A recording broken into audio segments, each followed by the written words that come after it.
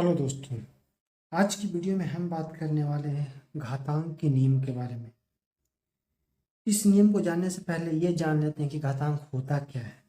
ठीक है, तो घातांक होता क्या है?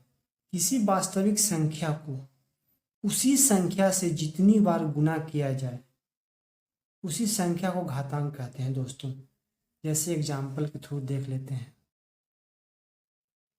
4 के पावर n लिखे, इसका मतलब ये है कि 4 कब तक गुना होता रहेगा जब तक 4 की पावर n नहीं आ जाता। तो इसी को घातांक कहते हैं दोस्तों। जो 4 के पावर n है वही मेरा घातांक है।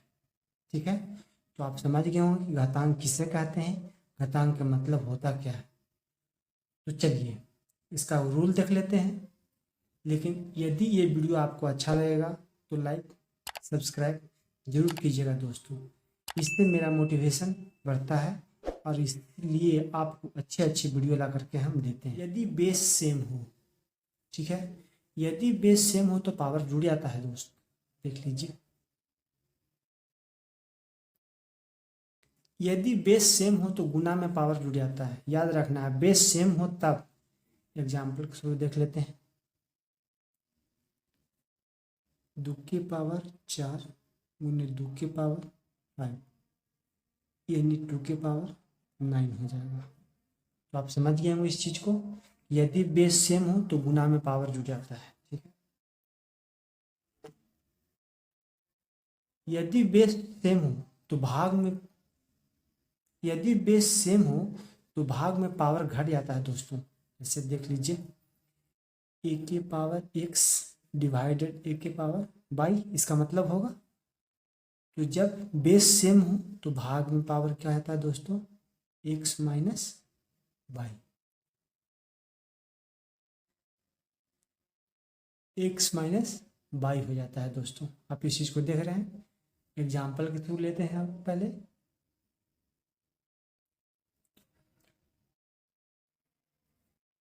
2 के पावर 4 डिवाइडेड बाई 2 के पावर 3 इक्वल टू होगा 2 के पावर 4 माइनस 3 यानी 2 के पावर 1। ये मेरा आंसर हो जाएगा। तो आप समझ गए कि जब भाग हो और बेस सेम हो तो पावर घट जाता है। इस चीज को आपको याद रखना है। नेक्स्ट क्वेश्चन लेते हैं।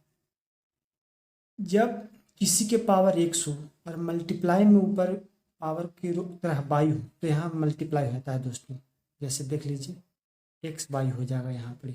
ये नहीं होगा कि बाई के एक्स के पावर बाई लिखा जाएगा, नहीं, एक्स बाई यहाँ मल्टीप्लाई हो जाता है।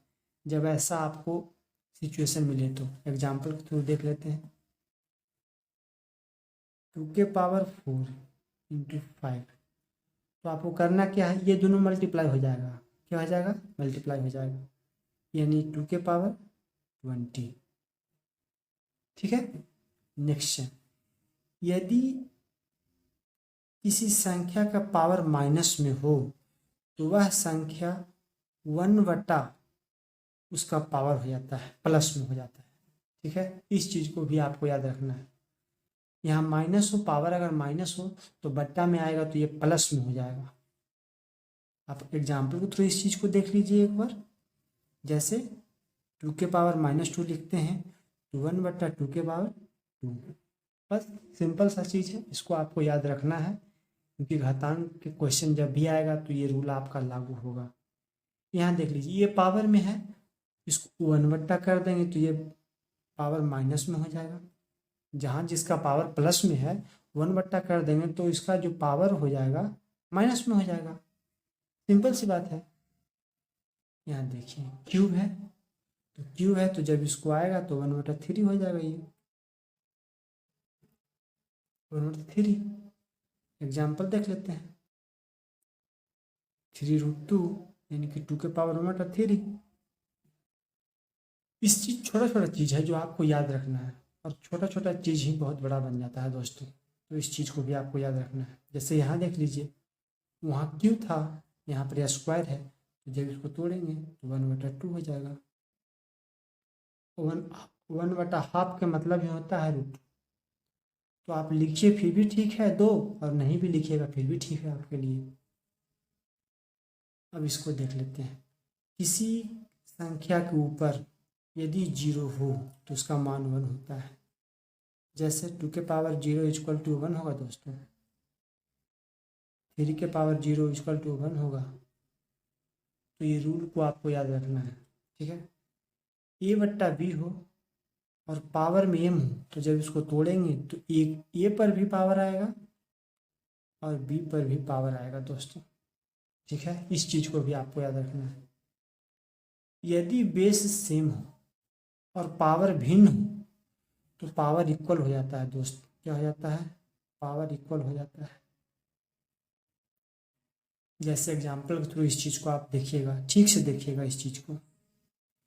जैसे मान लेते हैं कि 2 के पावर 4x है और 2 के पावर 60 है, ठीक है।